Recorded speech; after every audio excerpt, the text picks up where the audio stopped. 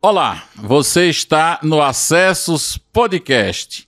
Semanalmente discutimos acessibilidade, diversidade e inclusão. Você pode se inscrever no nosso canal, você pode já deixar o seu like, nos acompanhar nas redes sociais e também interagir conosco nos comentários. Você pode, inclusive, prosseguir aí a conversa, debatendo com a gente nos comentários e vamos respondendo. Hoje eu tenho a satisfação de receber o vereador de Goiânia, William Veloso. William, seja bem-vindo. Obrigado, Antônio. Prazer enorme estar aqui contigo e poder participar aí desse bate-papo. Certeza que vai ser muito descontraído e produtivo. Maravilha, a ideia é justamente essa, a gente fazer aqui um bate-papo descontraído, abordar os temas de inclusão, de diversidade, de acessibilidade, mas sobretudo com muita leveza. Quem é o William Veloso? Olá, Antônio. O William Veloso é um sobrevivente aí de anos aí que passou a ser usuário de uma cadeira de rodas com 17 anos de idade e pai da Ana Lara, esposo da Márcia Faleiro, sua amiga, professora. Gente da melhor qualidade, um abraço para ela. Já darei. Ela me perguntou agora mesmo para onde que eu ia, eu falei, olha, eu vou para um podcast, mas essa hora, eu falei, não, é com o Antônio José. Não, com o Antônio José você está liberado até a hora que ele permitir aí.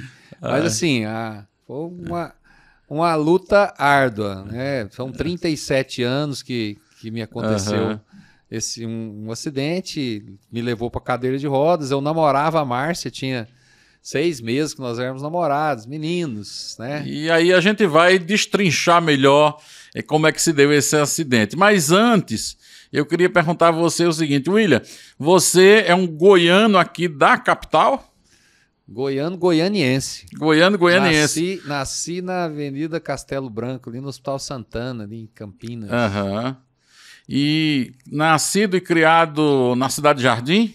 Cidade Jardim. Meu pai mora lá até hoje. 52 anos que ele já está instalado lá. Conhece, é o prefeito da Cidade Jardim. Conhece todo mundo. Prefeito da Cidade Jardim. Para quem nos acompanha, que não mora aqui em Goiânia, a Cidade Jardim é um bairro que fica lá na região sudoeste aqui da cidade, onde ficam diversos serviços, inclusive o Detran. Né? O Detran, não sei se sempre foi ali, eu moro aqui na cidade há 5 anos, mas o Detran é um referencial ali da Cidade Jardim, não é isso, William? Sim, e eu já fui despachante, meu primeiro emprego foi despachante lá no Detran. Ali o Detran já está ali por mais de 40 anos. Como é que era a Cidade Jardim quando você era criança? Dava para brincar na rua, era tranquilo, empinar, como é que chama aqui? Pipa, raia, papagaio, enfim, jogar peão. Como é que era essa vivência ali na Cidade Jardim na época da sua infância? Mas bateu uma saudade agora, viu, Antônio? Porque Cidade Jardim era tipo uma fazenda, tinha de tudo, né? Porque tinha muito lote vago. A gente podia brincar, caçar passarinho, brincar de finca, peão, raia, e assim, tranquilo, nós jogava golzinho na rua, de vez em quando passava um carro, e tinha vezes que às vezes era 2, 3 horas não passava carro nenhum, a gente era dono da rua. Quando vinha o carro, o menino corria para a calçada, o carro passava, voltava todo mundo. Tirava o golzinho, né? Corria com ele para a calçada, o carro passava, voltava de novo. Mas uma infância maravilhosa. Gostava demais de bola, né? Tinha campo de futebol para todo lado, aquele terrão. E a educação física na escola, de manhã estudando, à tarde ia para educação física. Maravilhoso. A escola era no bairro, ia caminhando de casa? Trieiro, nos lotes, né? Tinha os trieiros que o pessoal passava para poder chegar do outro lado. Quadras e quadras sem nenhuma casa. Então, era tudo muito, muito natureza mesmo. O lote da casa do meu pai, né? Nossa, não tinha muro, era arame farpado que cercava o lote. Então, muito, assim, muito pobre, Mas, graças a Deus, nunca faltou nada. Não tinha nenhum excesso, né? Não tinha nada que sobrasse, mas também, graças a Deus, não faltava. Sempre morava na casa própria, meu pai muito rigoroso na escola. E tinha que ser, né? Porque um filho e 3 irmãs, se não tivesse rigor mesmo na criação, muito exigente.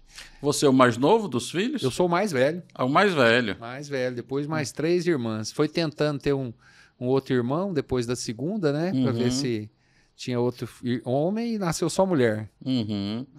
Ô William, e o seu pai, qual era a atividade econômica dele? Meu pai sempre foi representante comercial. Uhum. Ele trabalhava na Alô Brasil, que era uma grande atacadista aqui. E depois ele foi para Casa Uberlândia, Armazém Martins, em Minas também. Tinha essas, até hoje tem, a Martins. E ele aposentou lá, aposentou como representante comercial. Sua mãe do lar? Minha mãe do lar, de vez em quando, se aventurava aí, fazendo umas camisetas bordadas e vendia na Feira Hippie. Eu ia para a Feira Hippie com ela. Tinha um ponto lá e nós íamos lá uns anos e nós fizemos isso. Mas sempre mais atividade do lar mesmo, com 4 filhos, né, para criar. Tinha que ir se virando para complementar a renda e ajudar. Era aquela infância assim, que não faltava nada, mas tudo muito calculado, né? Eu suponho que não era todas as vezes que ia ao shopping que comprava uma roupa, tinha o período de comprar roupa, período de comprar os livros das crianças, sempre era um período mais apertado, é isso? Desse jeito. Shopping? Não tinha shopping, não. De vez em quando era no Mercado de Campinas. Mercado de Campinas. Nós tivemos até uma atividade ali, uns 2 anos atrás, você lembra? Na avenida ali? Sim, sim. Ia ali. Uhum. Ia para comprar um sapato, uma camisa. Roupa de uniforme, ela comprava o tecido e costurava a camiseta, a camisa e a calça caqui. A cor que era. O tênis era quichute. Comprava quichute ou conga. E aí era tudo igualzinho para todo mundo, né? E a vida ia sendo levada, foi levada desse jeito. Desta forma. Muita felicidade, viu? A casa onde sempre imperou a cordialidade, o amor. Muito, muito bom. Eu sou muito grato ao meu pai e minha mãe que estão vivos. Meu pai está com 90 anos. Fez agora em janeiro, 90 anos. Lúcido. Lúcido e até hoje cobra atividade. Quando não concorda com alguma coisa lá que eu faço agora lá na Câmara, aquele projeto de lei tinha que ser assim, por que você votou assim? Até hoje. Se vacilar ainda leva uma bronca. Ah, certeza. Certeza. Bom demais. Mas eu não falei aqui no começo do programa, né, que o William, ele é economista e também advogado, né? Mas aí, William, você nos falava, né, que você sofreu um acidente, já namorava com a Márcia já há uns 6 meses. Você podia contar para nós como é que se deu este episódio que marcou a sua vida, que certamente mudou também o curso da sua vida, né? Eu, por exemplo, eu sou lá do sertão de Pernambuco, se eu não tivesse nascido uma pessoa com deficiência visual de um olho que depois perde o outro, né, eu certamente teria estudado pouco igual os meus primos e estava talvez trabalhando nas obras lá em São Paulo, como eu tenho muitos primos que foram para lá trabalhar nas obras e ficaram por lá, na construção civil, né? Na minha época, muitas pessoas saíam do sertão nordestino para São Paulo, para Rio de Janeiro e outras capitais, e certamente eu também estaria nessa leva. Como houve comigo esse fato da deficiência, então eu trilhei outros caminhos, né? E aí tive a oportunidade de estudar mais do que estudaram os meus primos e formar e etc. E eu acho que a deficiência também mudou um pouco o curso da sua vida, é isso? Ah, sem dúvida. Assim, eu tenho, né, primos e primas que sempre foram muito cobrados, né, dos pais, assim como o meu irmãs do meu pai, sempre o objetivo foi estudar, ter boas notas, porque a única forma de mudar a sorte era estudando. Mas o acidente retardou, né, esse processo, porque eu terminei o que é o ensino médio agora, chamava 2º grau, eu terminei muito novo, eu terminei com 16 anos. E com 17 eu me acidentei, já com o primeiro vestibular. O meu primeiro vestibular foi para odontologia. Passei na primeira fase, na UFG, porque só tinha a Universidade Federal de Goiás, a Católica, que agora é PUC, e a Faculdade de Anguera. Então, as opções eram essas, todos vestibulares. E eu não consegui passar na segunda fase para odonto. E aí veio o acidente, né? Eu fui vítima de um tiro de um vizinho que me confundiu com a outra pessoa, achou que era uma pessoa que tinha ameaçado ele aí numa cidade do interior. E uma noite fatídica. Pois é, e como é que se deu esse fato? Você chegou lá na casa dele, ele te viu de longe, atirou em você do outro lado da rua. Conta pra gente assim, com mais detalhes. Eu acho que pouca gente sabe essa história, mas também assim, se você ficar à vontade. Não, eu não me importo não, isso aí já superado, né, na vida, muito cedo, graças a Deus eu superei isso aí. Esse vizinho já há muitos anos morando na quadra de frente aonde eu morava, e eu amigo dos filhos dele, amigos de infância, de jogar bola junto, de fazer tudo isso que eu te falei anteriormente, e eu namorando com a Márcia saí, olha só a ironia do destino, eu tinha no sábado do dia do acidente, eu tinha ido para a academia e tinha feito muito exercício de perna, peso para perna, então, para músculo de perna. Então eu estava com os músculos todos doloridos. Eu falei, Márcia, eu vou embora mais cedo para casa que eu tô com as pernas doendo demais. Eu vou fazer uma massagem lá e vou deitar mais cedo. Aí o meu sogro, né? Então não era sogro ainda, só pai da minha namorada. Falou, William, vai no carro, que amanhã cedo você tá de volta aqui mesmo, que era domingo, eu ia passar o dia todo lá. E eu fui no carro dele. E resolvi passar na casa desses amigos meus que tinham passado, um deles tinha passado no vestibular para odonto. Naquela época, passar no vestibular era um grande feito. Nossa! Porque as provas eram muito difíceis, né? Muito. A pessoa ele já tinha quase que um título só de passar no vestibular. Sim. Né? E eu resolvi passar por lá. E ele tinha... ele agora é aposentado, ele era fiscal arrecadador, hoje é auditor fiscal, mas naquela época era fiscal arrecadador, e ele tinha apreendido uns boi numa cidade do interior aqui, e o proprietário desses bois fez uma ameaça velada para ele, dizendo que ia encontrar ele em Goiânia. E quando parei de frente à da casa dele, e deixei a porta, inclusive, aberta do carro e apertei a campainha. Ele olhou pela janela e era o mesmo carro. Eu estava num carro com as mesmas características do carro da pessoa que tinha feito essa ameaça para ele. Mesma cor, a mesma marca. Cor, marca. E aí ele entrou em parafuso. Ao invés de abrir a porta da sala, ele abriu uma janela do lado que tinha aqueles alpendre. Sim. E eu ouvi o barulho, olhei, a hora que eu olhei só vi um clarão. Eu não escutei barulho, nada. Foi a bala chega primeiro que o som. E eu levei um tiro no peito, resvalou numa costela e não pegou na medula, esquentou a medula por causa do calor da bala. E aí eu fui entender que eu tinha levado o tiro quando eu caí e vi o buraco de sangue no meu peito, foi que o raciocínio veio. E aí isso é uma loucura, porque ele viu que era eu, saiu quebrando lá, abrindo porta e para me dar o socorro. E eu já tinha essa altura que eu tenho hoje, eu tenho 1,83 m. E ele era baixinho, ainda teve que me colocar no carro com a mulher dele para poder me socorrer no meu próprio carro, porque o carro dele, o meu amigo tinha saído. Estava sei lá, tinha ido em algum lugar, né, no carro. Então foi aquele desespero. Estava ali um divisor de águas na minha vida. E aí te pegou sem nenhum treinamento, sem nenhuma orientação. Exatamente. Porque não se pega uma pessoa que leva um tiro assim de qualquer jeito, né? Tem a maneira própria de conduzir para não provocar mais traumas, né? Então talvez também isso tenha traumatizado mais. Sim. Segundo os médicos, pode ter afetado.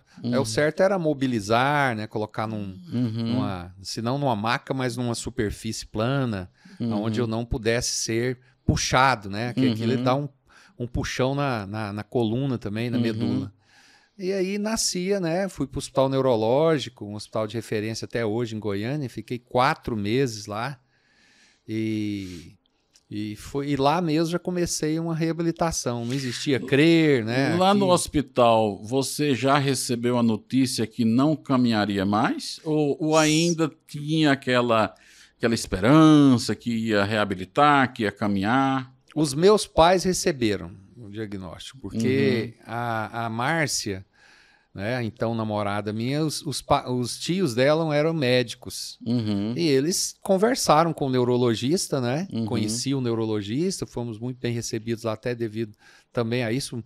O tratamento foi acompanhado de perto por todos, então eles recebiam. E meu pai não quis falar para mim. Deixou passar os meses, alguns dias e meses, para eu poder, para a notícia ir vindo assim de forma gradativa.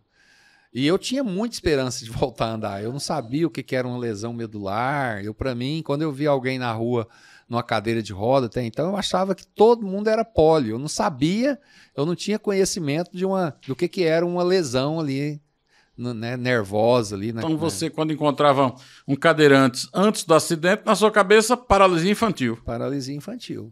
Nem pólio não era, paralisia infantil, por isso que eu estou falando. Quando tinha uma deficiência que hoje a gente sabe que é uma intelectual, tal, a gente falava que era doido, né? Que era, sim. Era desse jeito. Exatamente. O surdo a gente falava mudo, né? Mudo. Na minha terra falava moco. Aqui é mudo, né? Era, né? Então, assim, mudo também. Muito. Fui aprender já comigo, né? Eu já nessa condição já.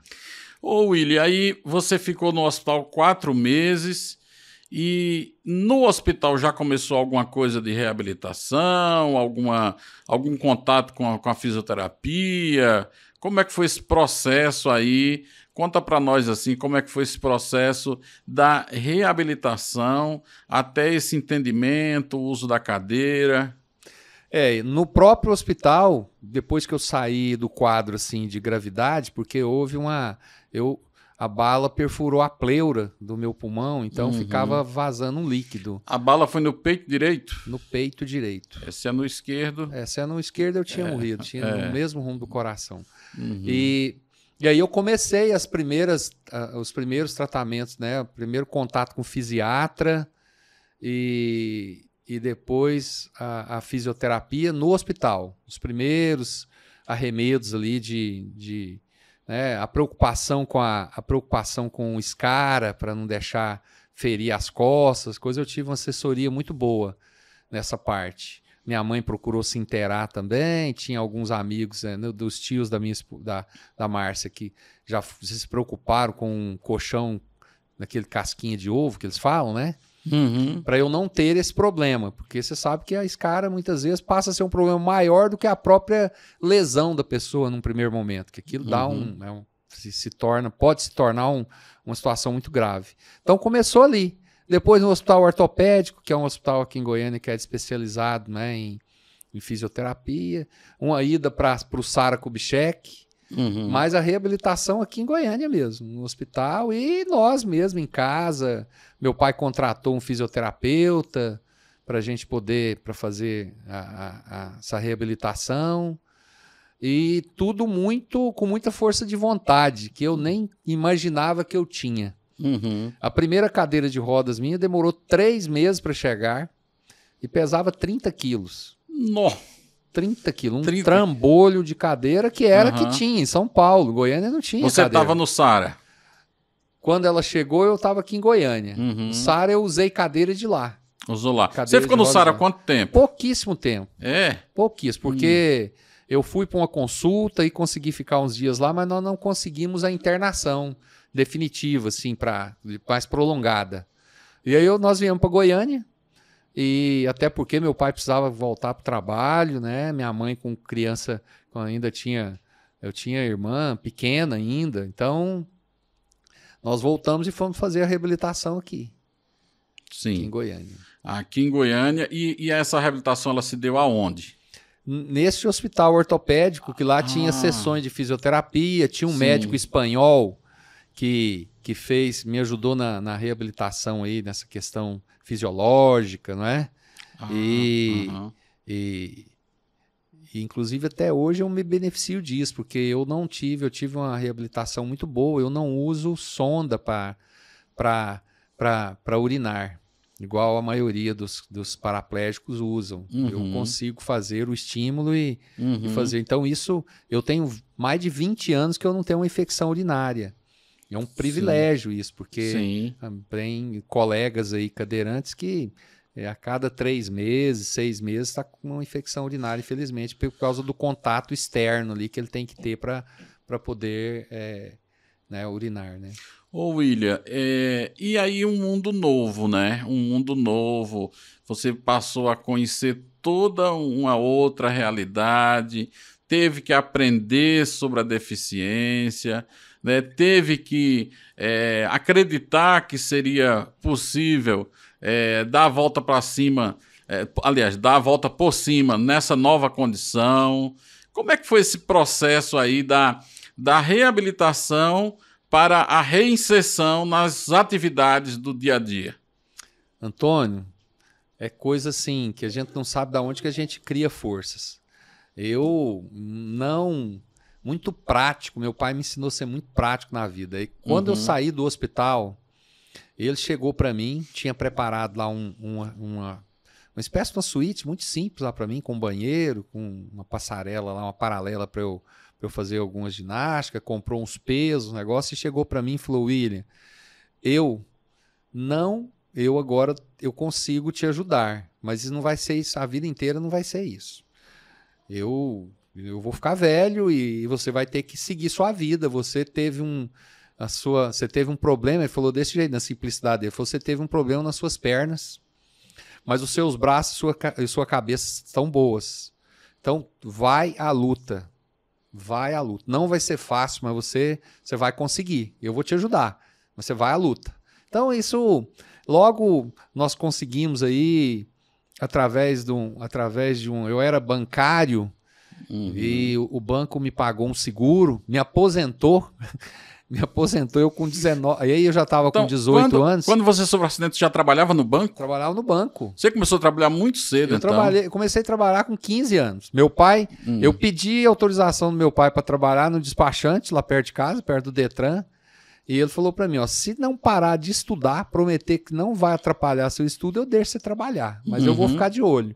E aí, depois do despachante, um próprio cliente nosso me fez um convite para ir trabalhar na Saga.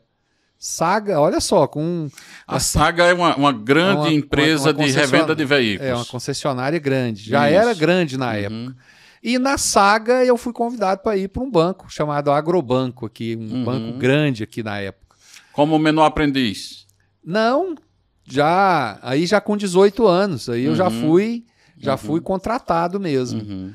Quando eu sofri o acidente, eu fiquei recebendo um auxílio-doença, mas, para minha surpresa, com menos de um ano, o INSS me aposentou por invalidez. Por invalidez, olha aí, rapaz. O cara com 19 anos, inválido. Sem nenhum programa de reabilitação. Nem perguntaram se você queria ser inválido. Não. Aí eu recebi o seguro do banco. Esse seguro do banco, eu comprei um carro, colocamos uma adaptação nele, não existia adaptação, foi um serralheiro amigo meu que fez o acelerador e o freio numa Caravan. Que perigo! Caravan automática. E aí eu comecei a procurar trabalho e já pensando no vestibular. A Márcia já fazia faculdade, a Márcia fazia história, curso de história na Católica, e ingressei novamente, fui estudar, trabalhar também, consegui um emprego perto da minha casa, numa indústria, e o proprietário, inclusive, falou para mim, olha, eu vou te dar essa oportunidade aqui, porque a minha esposa tá me pedindo, a esposa era uma amiga da minha mãe, mas olha, eu não acredito muito não, que vai dar certo, desse jeito. Ele não acreditava, o empresário. Ele trabalhava com o que, esse empresário? Era uma indústria alimentícia. Uma indústria alimentícia. E ele estava com um problema de financeiro, problema de controle de contas a receber. O pessoal estava com inadimplência. E aí eu comecei, ele falou para mim, olha, não me peça aumento. vai trabalhar aqui, mas não me peça aumento. Primeiro ele não queria lhe contratar. E depois falou, não pede aumento, não pede aumento pra mim, não. E era para você fazer as cobranças. O controle financeiro dele. Ligar para as pessoas. Sim. Controlar o prazo das pessoas que compravam, dos consumidores lá, dos clientes que compravam a prazo.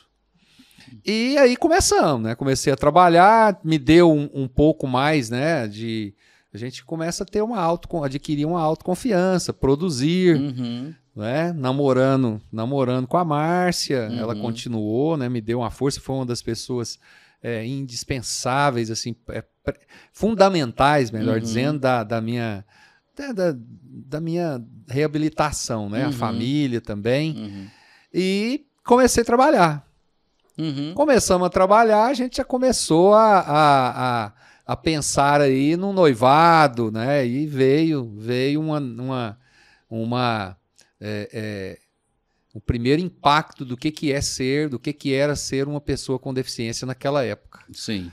Que foi a própria família, né? Não o pai, mas a mãe, nem o irmão dela, que nunca tocar nesse assunto comigo, mas algum padrinho, madrinha, Márcia, mas você vai querer ficar noiva de uma pessoa numa cadeira de rodas, ele vai ser muito ciumento, você vai ser o homem e a mulher da casa, pensa bem. Né? E a Márcia chegava para mim. Você pode escolher tantos rapazes. Pois é, né? Ser nova. Ser tão nova, tão bonita. Você tem uma vida pela frente. Isso, né? ter a vida pela frente. Ser tão bonita. Aquela história. Não, ele é um cara legal, mas... tem mais, né? Mas nessa cadeira de rodas, como vai ser o futuro dele? Desse jeito, Antônio. E aí, né, ela chegava, eu falava, Márcia, só tem um jeito de eu provar o contrário. Até para mim mesmo, porque de repente eles têm até razão, eu falava isso. Eu acredito que não, mas de repente a única forma é você me dar uma oportunidade. Se nós nos oportunizarmos, né, nos dar essa oportunidade para ambos, e aí nós ficamos noivos. Né? E aí, quando eu estava noivo dela, esse meu patrão, que falou para mim não me pedir aumento, que não acreditava no meu trabalho, chegou um dia lá e falou, William, eu preciso conversar com você no final da tarde. Ixi, você é demitido. Aí eu falei, perdi meu emprego. Logo agora? Noivo. Logo agora? Perdi o emprego.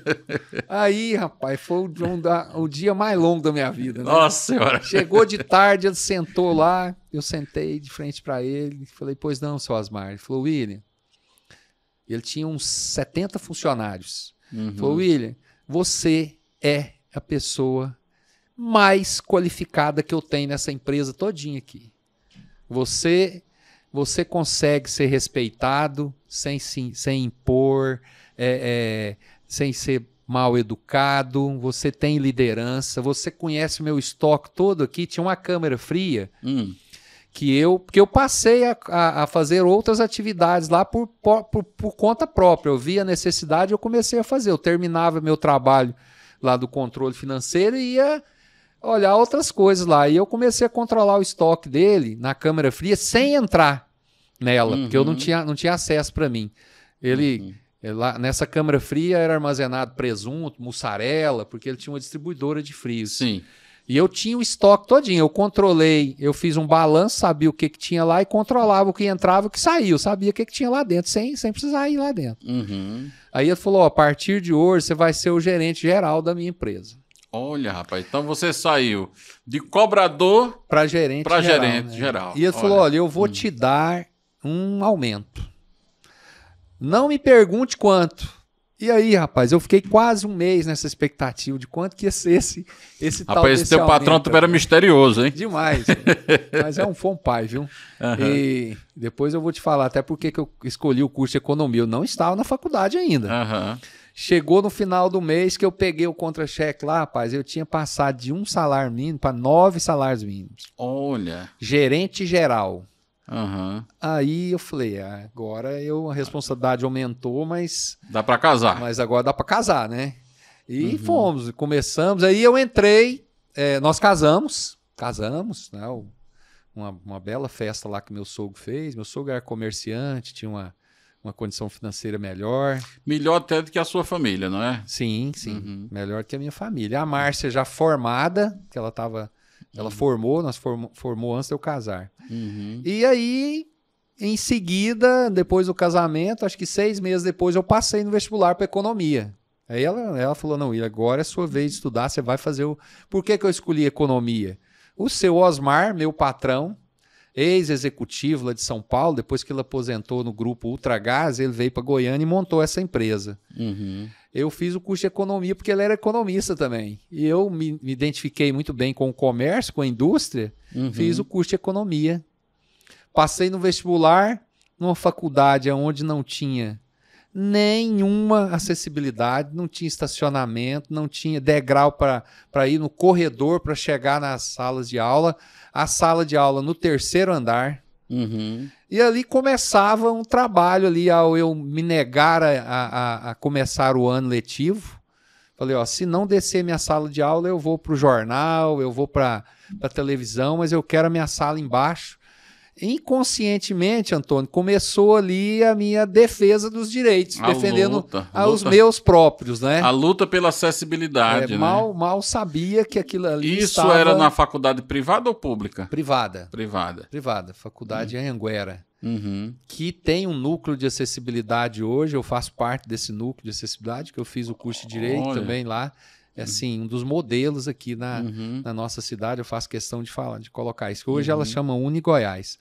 Mas começamos ali, com muita dificuldade, carro velho, cadeira de roda ainda, já não pesava 30 quilos, mas pesava uns 16, eu tinha que tirar do carro.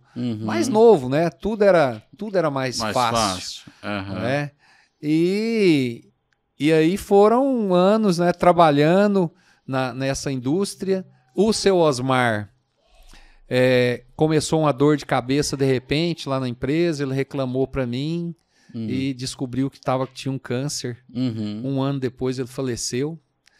E o filho dele chegou para mim, rapaz também da minha idade, falou, William, eu não dou conta de tocar isso aqui, eu faço curso de engenharia, me compra a empresa.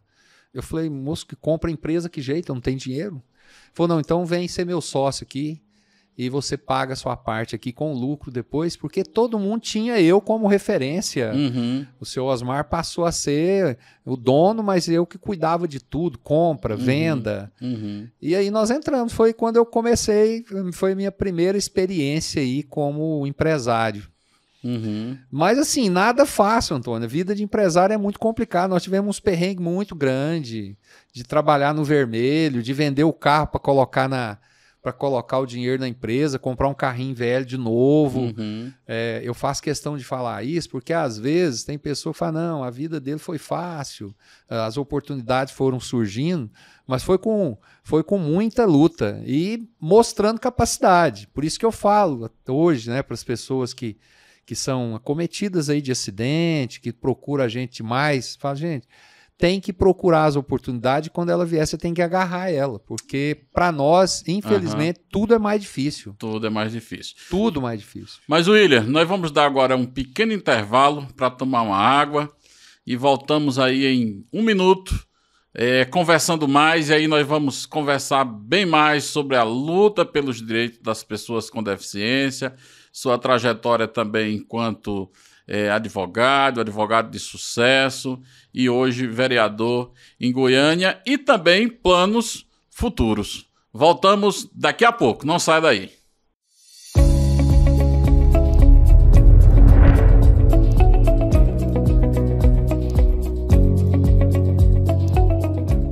Acessos traz para você serviços e soluções em acessibilidade, inclusão e diversidade. Com uma super equipe de profissionais de notório saber, a Acessos promove capacitações em inclusão e diversidade para profissionais da educação, cursos de acessibilidade urbanística e arquitetônica, acessibilidade e certificações de ambiente virtuais, cursos de Libras, assessoria para ONGs em captação de recursos, gestão de projetos e prestação de contas, cursos de audiodescrição e este podcast que você está ouvindo. Conheça melhor o nosso trabalho nos acompanhando em @acessosnet no Instagram, acessosnet no YouTube e em acessos.net.br. Acessos, construindo caminhos para a inclusão.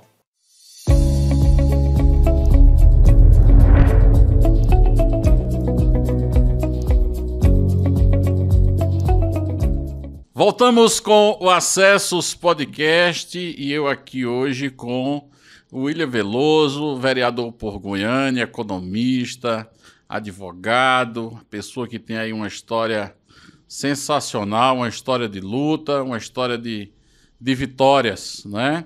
William, você me falava no bloco anterior da sua luta na faculdade para fazer o curso de economia, e aí você lutou tanto e resolveu enfrentar tudo de novo, voltando à faculdade outra vez para fazer o curso de Direito. Como é que se deu essa definição de mudar de curso depois? Ficou um tempo como economista e depois aí resolveu trabalhar no Direito. Isso, Antônio, foi uma década. 10 anos depois você fez? 10 anos depois eu ingressei na faculdade, já como portador de diploma, na mesma universidade, na mesma faculdade, não era universidade ainda, centro universitário não, era faculdade. Se deu mais eu tinha muita vontade de fazer o curso de Direito, adquiri isso nessa década. E ser empresário nesse país nosso, empreender nesse país nosso, sempre foi muito complicado. Muitos impostos, muitos tributos e muita concorrência desleal. E eu falei, não, eu vou fazer o curso de Direito porque eu tinha intenção de vender a empresa. E como isso aconteceu, nós vendemos a empresa, depois eu fiz o curso de Direito, já encontrei uma faculdade já bem mais preparada, né, com rampa, com elevador, aí já se falava, aí já tinha o piso tátil, já preparada mesmo. Eu pude conhecer uma faculdade em todos os setores. O primeiro curso eu fiquei sem ir na biblioteca, porque a biblioteca era no 3º andar.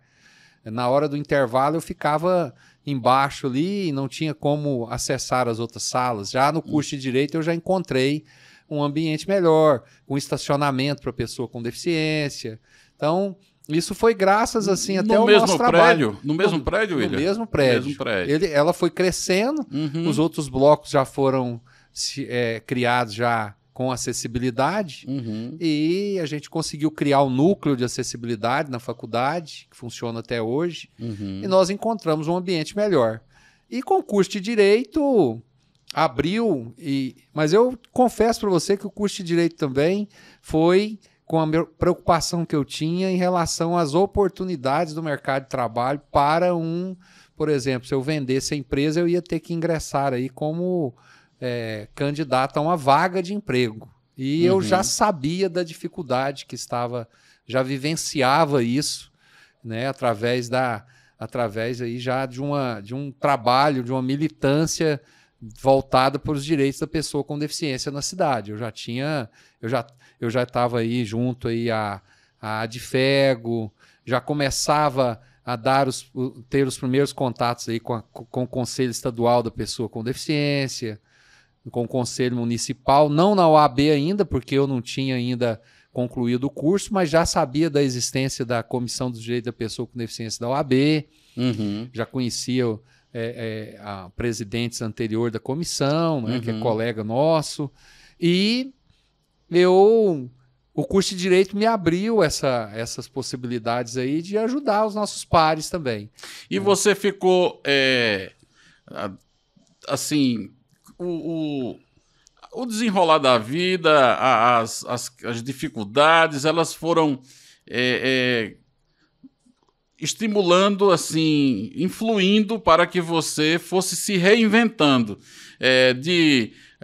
cobrador de contas de uma empresa, depois você vira gerente da empresa, depois você vende a empresa, já abre outro negócio, faz o curso de economia e aí diz, olha, essa coisa aqui do empreendedorismo não está dando mais, agora eu vou trabalhar como advogado, vou trabalhar sozinho. A ideia foi essa. Quase essa cronologia aí. Eu vendi a empresa de produtos alimentícios e entrei de sócio de um cunhado meu, casado com a minha irmã, engenheiro. Nós montamos uma empresa de engenharia, uma construtora, uma empresa de engenharia elétrica também. E tivemos uma ascensão muito boa, eu fazendo o curso de Direito, mas como diretor financeiro e administrativo dessa empresa. e que também houve uma concorrência muito grande. Aí é que está, antes de ser advogado, o que aconteceu? Eu me desfiz dessa empresa, vendi a minha parte para o meu cunhado e imaginei comigo, falei, gente, um economista com uma pós-graduação na área de economia, uma experiência vasta como empresário, o mercado de trabalho vai me puxar muito facilmente. Mal eu sabia. E foi aí quando eu conheci o Fim de Poder, né? A doutora Janilda, procuradora do Ministério Público do Trabalho. Eu distribuí, o Antônio, quase 1000 currículos na cidade. E tive uma entrevista. Ninguém, eu não acreditava. Falava, gente, tá acontecendo, tem alguma coisa errada, né? Será que é a cor dos meus olhos, a cor da cadeira de rodas? Eu só sei que é aí que eu pude experimentar na prática o que é a dificuldade. A pessoa com deficiência, quanto mais qualificada, mais restrito está as oportunidades do mercado de trabalho, porque, infelizmente, o empresário aqui, ele quer oportunizar essas vagas ditas chão de fábrica. Sim. Que é a de, sem desmerecer esses cargos, mas é o de porteiro. É aquilo que a gente chama das vagas mais periféricas. É a que menos precisa de intervenção na física e comportamental do grupo, da empresa. E o direito veio para que eu me tornasse um profissional liberal, né? Porque aí eu trabalhando, dependia de mim, né? O cliente, nesse quesito aí, ele não se importa muito com essa questão aí, porque ele vai te comprar sua mão de obra, né? Intelectual, conhecimento jurídico. Então, foi aonde... Willy, até hoje você atua enquanto profissional liberal, enquanto advogado. Muitos clientes, uma carteira boa, um bom escritório. Como é que foi esse trajeto aí? Olha, eu não tive muitas dificuldades para entrar no mercado aí no mercado de trabalho como advogado, até pela experiência e o conhecimento que vários clientes meus são empresários, pessoas que eu já conhecia na minha vivência aí como proprietário de empresa. Isso me ajudou muito. Hoje o meu escritório está mais, digamos assim, existe um impedimento como vereador, eu não posso atuar, eu não posso ir numa audiência, por exemplo, na hora da sessão plenária. Eu não posso advogar contra o município nem contra a Câmara. Então eu continuo com o escritório, tenho clientes que não fazem questão que tenha, eu que peticione, mas eu tenho um parceiro, né? E o escritório está aí uns 70% da capacidade dele devido à minha ocupação atual. Mas antes da ocupação, a pergunta é o seguinte, trabalhando como advogado, trabalhava menos e ganhava mais do que enquanto empresário, ou trabalhava mais e ganhava menos?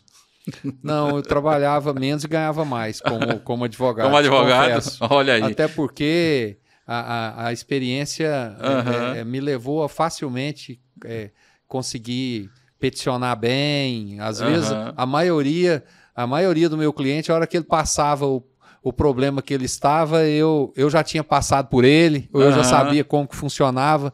Então, o curso de Direito é muito bom quando a pessoa faz ele um pouco mais velho, ajuda muito. A experiência aliada à teoria ajuda muito. Ajuda muito. Maravilha. Eu te falo que como vereador eu ganhei bem menos do que como advogado. Acredito. E trabalho bem mais. Acredito. Mas aí como é que chegou para você essa ideia da vereança, de se tornar um parlamentar? Você agora já é um cara já amadurecido, advogado já com uma grande experiência, economista, ex-empresário. Aí você um dia disse assim, olha, agora eu quero ser vereador. É isso? Não, foi bem assim, não. Você sabe bem disso também. Não, mas eu sei, mas eu quero que você conte para os nossos ouvintes e os telespectadores aqui do podcast. Lá, né? Nós, como advogado, ingressamos na Comissão dos Direitos da Pessoa com Deficiência, passamos a atuar nas entidades, não só a Associação dos Deficientes Físicos, mas também pude vivenciar aí as outras deficiências, síndromes, espectros, e a cada dia me convencia que nós precisávamos de representatividade, precisamos ainda de representatividade no legislativo, no executivo, no judiciário já existe já tem um passo à frente, né? Até pela questão dos concursos que oportuniza para a pessoa com deficiência. Mas aí surgiu um projeto em Goiânia, chamado Projeto Político PCD de Pessoa com Deficiência, onde nós começamos a discutir com um grupo aí, associações, entidades, conselho, comissões, como fazer para que uma pessoa com deficiência voltasse a ocupar uma cadeira na Câmara Municipal de Goiânia, começar pelo legislativo municipal, né? Uma capital, a maior cidade do Centro-Oeste. Nós já tínhamos uma lacuna de quase 10 anos aí, da última vereadora, né? Cidinha, que ocupou por 2 mandatos, e nós reunimos, e o comentário, a observação era que várias pessoas, em momentos de campanha, de pré-campanha, se lançavam candidatos representando o segmento, inclusive legítimos para isso, pessoas com deficiência.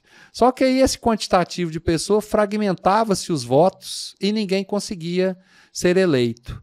O desafio era de buscar um consenso entre as entidades, entre a representatividade nossa do segmento, dos representantes, para que a gente conseguisse um ou menos, né, 1 ou 2, talvez, para que as oportunidades se aumentassem. E, para minha surpresa, né, o grupo foi, através de reuniões, foi eliminando pessoas que falam, não, se é melhor para o grupo, eu abro mão para uma pessoa um pouco mais qualificada, mais preparada, que esteja num momento melhor, e acabaram me escolhendo. Me escolheram, isso em meados de 2019, muita surpresa para mim, que até então nem imaginava ter um mandato, né, ingressar nessa carreira política, né, partidária e com mandato, mas, né, me aconselhei com meu pai, me aconselhei com algumas pessoas do próprio segmento, falei que eu só aceitaria esse desafio se fosse com a ajuda desse grupo, para nós mobilizarmos as pessoas. Mal sabíamos que ia ter uma pandemia em 2020, onde fechou tudo, né? As dificuldades foram muito grandes, tivemos que nos reinventar durante a pré-campanha e a campanha, e conseguimos, né, ser eleitos aí, graças a uma combinação de resultados, relógio de votos, mas também uma escolha determinante foi do partido, onde proporcionou um coeficiente eleitoral mais fácil de ser atingido. Os concorrentes nossos, parceiros, né? Na verdade, não são concorrentes, que nós precisamos dos outros vereadores para atingir esse coeficiente eleitoral. Não tinha um mandato, foi um partido que proporcionou isso para nós. Não tinha outro candidato com a mesma bandeira nossa, não fazia sentido dentro do mesmo partido. E aí conseguimos chegar na Câmara em primeira tentativa, o projeto se sagrou vencedor. Ô William, durante a campanha, você enfrentou essa desconfiança, a mesma desconfiança que você enfrentou quando entregou o currículo, quando estava procurando emprego? As pessoas colocavam em dúvida se a deficiência seria um fator limitante do seu desempenho como possível parlamentar? Antônio, sinceramente, não. Eu até assim, porque aqui em Goiânia já tivemos outros candidatos, outros, inclusive vereadores eleitos com deficiência. Pode ser, mas assim, quando a gente contava uma pequena história, porque a campanha ela se deu absolutamente sem dinheiro, ao contrário de muitos aí. Foi em cima de um trabalho mesmo. Você gastou quanto na campanha? Pode contar pra gente? Posso. O nosso partido passou R$8.000 para nós.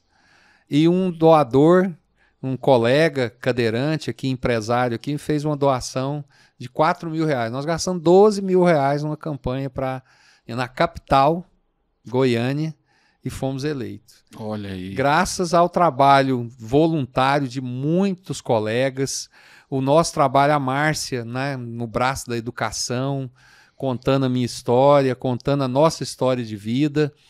E isso aí despertava nas pessoas. Eu muitas vezes chegava aí nessas praças, num final de tarde, a pessoa me olhava às vezes desconfiada, assim, querendo, a hora que eu falava que era pré-candidato, mas quando a gente contava um pouco da nossa história, muita gente mudou de opinião em relação ao candidato que ele iria votar, graças à nossa história.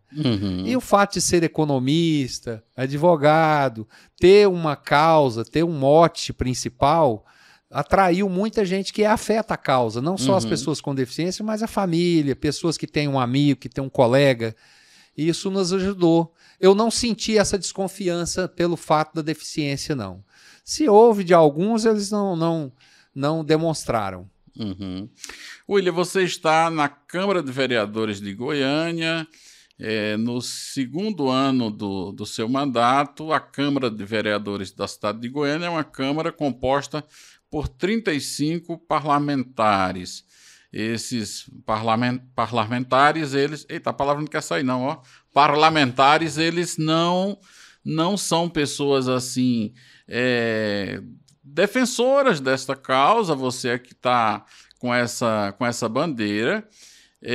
Cada um ali representa um segmento, alguns estão representando os empresários, outros representando, sei lá, os médicos, professores, policiais, inclusive tem mais de um lá que defende os policiais, essa bancada aí da bala, né? Também temos aqui na Câmara de Vereadores. E aí, como é que tem sido essa sua vivência na Câmara, né?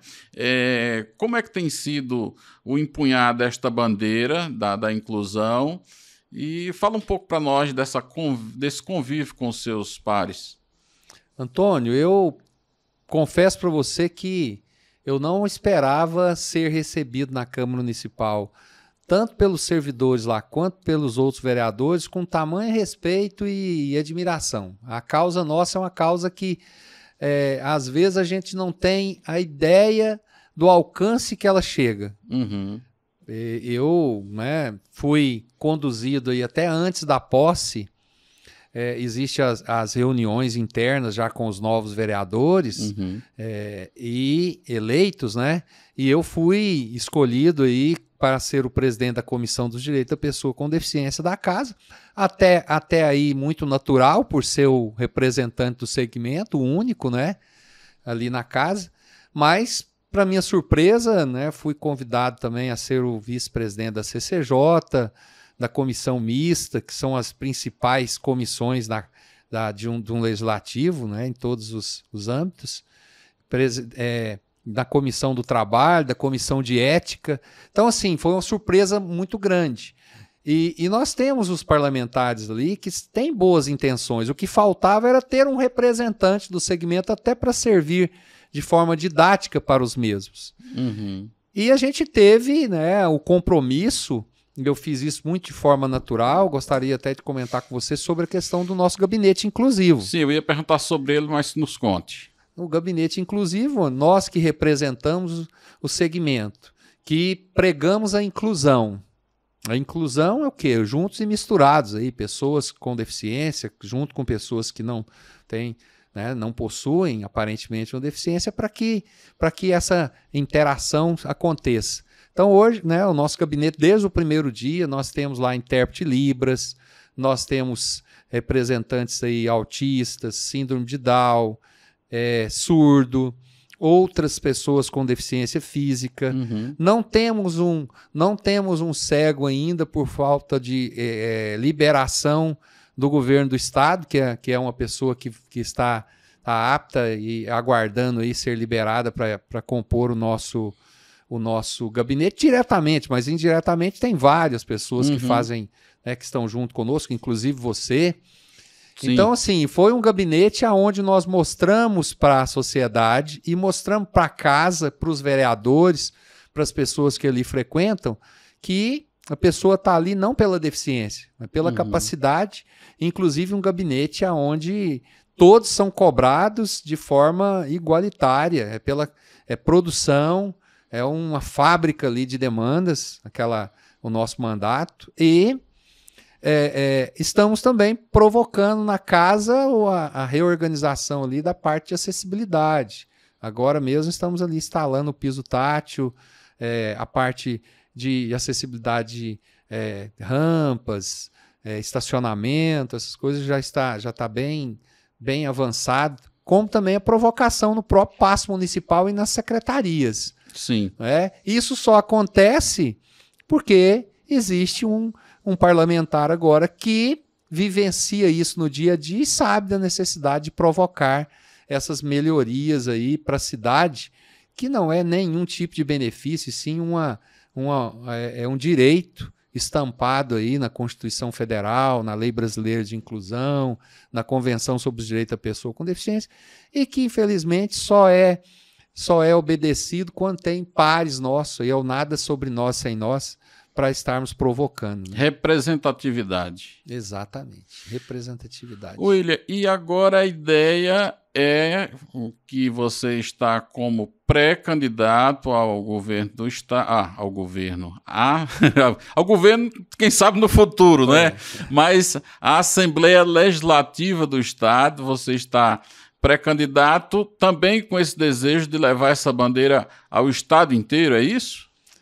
Isto, Antônio, assim, o nosso 1 ano e 5 meses aí, ele foi de mandato, ele foi de muita luta, as nossas demandas elas são transversais, então não ficou difícil de atender às pessoas, as demandas normais da cidade, atendendo a pessoa com deficiência também. Se você fala em transporte, você chega na pessoa com deficiência.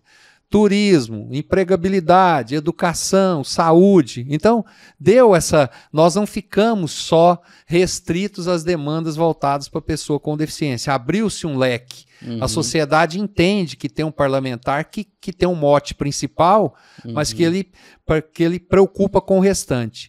E se Goiânia, que é a capital, como eu disse, a principal cidade do Centro-Oeste, tem carências inúmeras em relação a oferecer um serviço para as pessoas, você imagina o interior, as cidades mais afastadas. Então, o nosso projeto é de expandir essa representatividade para os 246 municípios, né?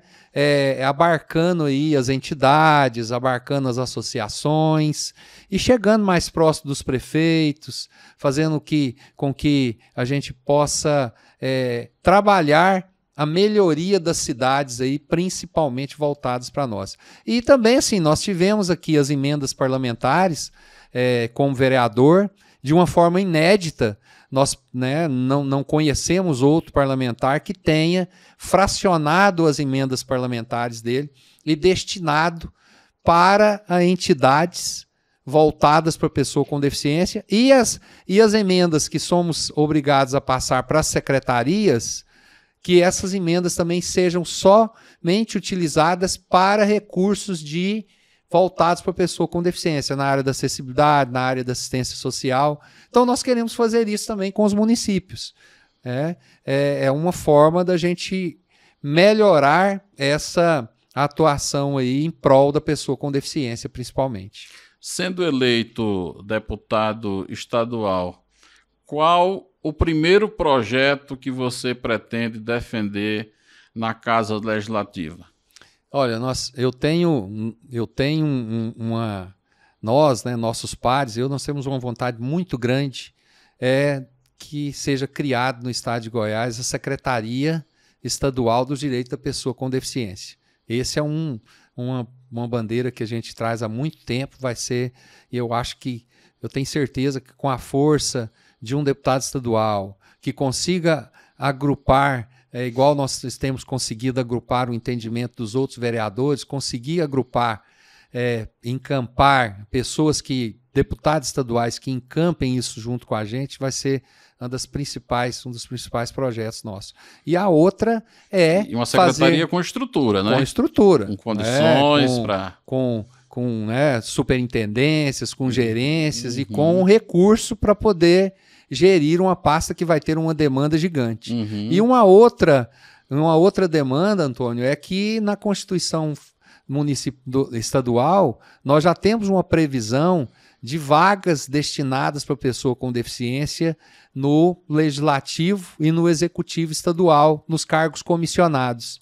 E que não foi regulamentado ainda, já tem mais de 4 anos que foi alterado criado um inciso na Constituição do Estado, e é uma das primeiras coisas que nós vamos provocar, vai ser a regulamentação dessa parte desse item na Constituição do Estado. William, mas com a sua saída do município e a chegada no Estado, sendo eleito, né, você pré-candidato, o município, as pessoas aqui no município não vão ficar um pouco órfãos dessa representatividade? Você já pensou sobre isso? As pessoas têm lhe perguntado sobre isso?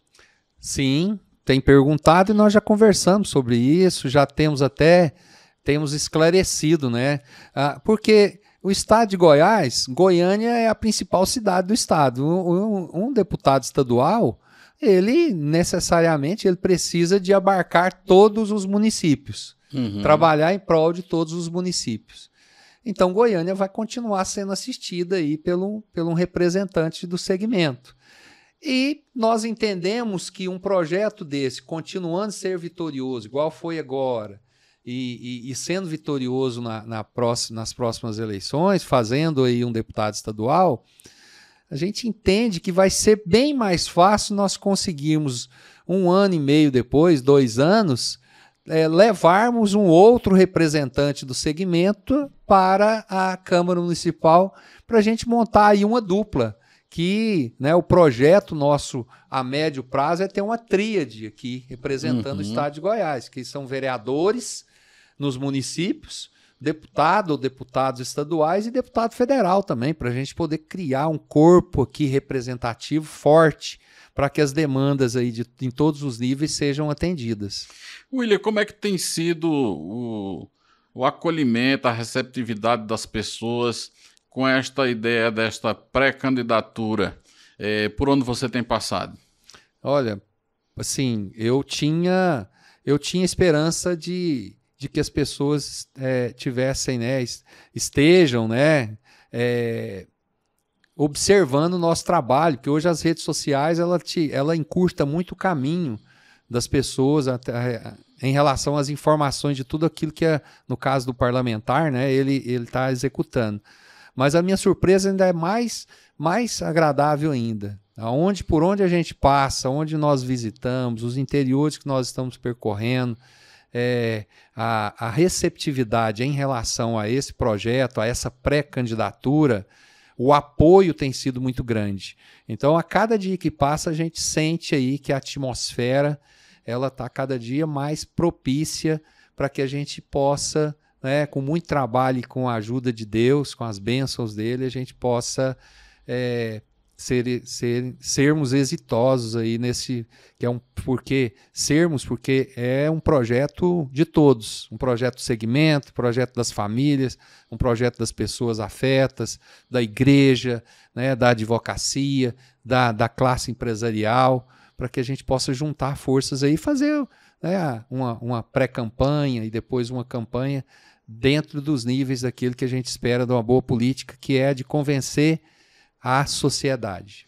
William, eu gosto muito dessa defesa da representatividade, porque é como eu digo, né? A pessoa com deficiência, ela sabe muito melhor do que as outras acerca das necessidades que esse segmento tem, aquilo que a gente chama do lugar de fala. Não que uma pessoa que não tem uma deficiência aparente, visível, ela não possa empunhar a bandeira da pessoa com deficiência. Não só pode, como deve.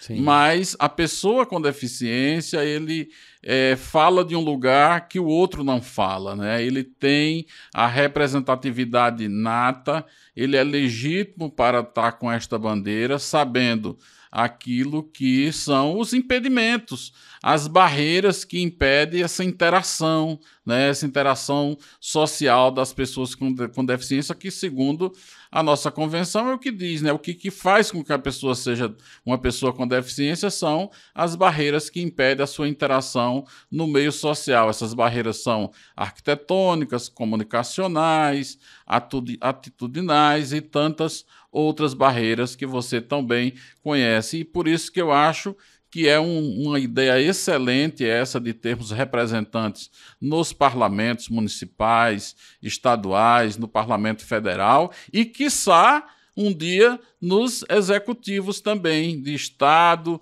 município, e por que também não pensar na União, né? Então, assim, acho muito bacana essa ideia. E já chegando aqui no final do podcast, eu queria pedir que você deixasse aí um recado, né, um apelo às pessoas que estão acompanhando essa pré-candidatura. Claro, um recado muito mais para as pessoas que estão aqui no estado de Goiás nos assistindo. Antônio, a gente, né, percorrendo vários locais aí, várias cidades, a gente tem se preocupado em colocar para as pessoas que, igual você comentou, nos parlamentos aí, tanto dos municípios, do estado, da federação, existem as pessoas que representam segmentos, né? A polícia, a saúde, a educação, os empresários, e nós precisamos de um representante, né? Um ou mais representantes trabalhando as temáticas voltadas para a pessoa com deficiência. E muitas demandas da pessoa com deficiência, principalmente na área da acessibilidade, Antônio, ela chega no idoso, ela chega na grávida,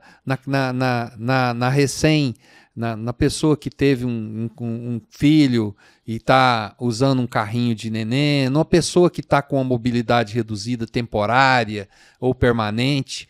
Então, o apelo nosso, que a gente vem e estão sendo muito bem recebidos, das pessoas observarem o quanto é importante ter uma pessoa representando esse segmento. Famílias, afetos. Numa família onde tem uma pessoa com deficiência, isso estende-se, esse conhecimento, as especificidades dessa deficiência para os amigos, para os colegas, para os parentes. Então é nessas pessoas que nós queremos chegar, e essas pessoas que vão proporcionar aí êxito aí numa condução aí de um representante para, no caso nosso, para o Legislativo Estadual. Então, é isso que a gente deixa para as pessoas, que elas reflitam do quanto a causa é nobre e do quanto ela é importante para a construção de uma sociedade inclusiva. Nós precisamos de ter esse tipo de representatividade para que a gente possa ter, né, uma comunidade, um estado onde seja normal você ter também representantes voltados aí para as demandas do nosso segmento. William, eu agradeço demais a tua presença comigo aqui no Acesso Podcast. Você pode continuar debatendo conosco aí nos comentários, se você gostou desse conteúdo. Te peço que se inscreva no nosso canal, deixe o seu like e já deixe o encontro marcado para que na próxima quinta, às 19 horas, possamos estar aqui de novo com mais um convidado, uma convidada, falando e debatendo acerca de inclusão, acessibilidade e diversidade. Grande abraço e até a próxima semana. Grande abraço.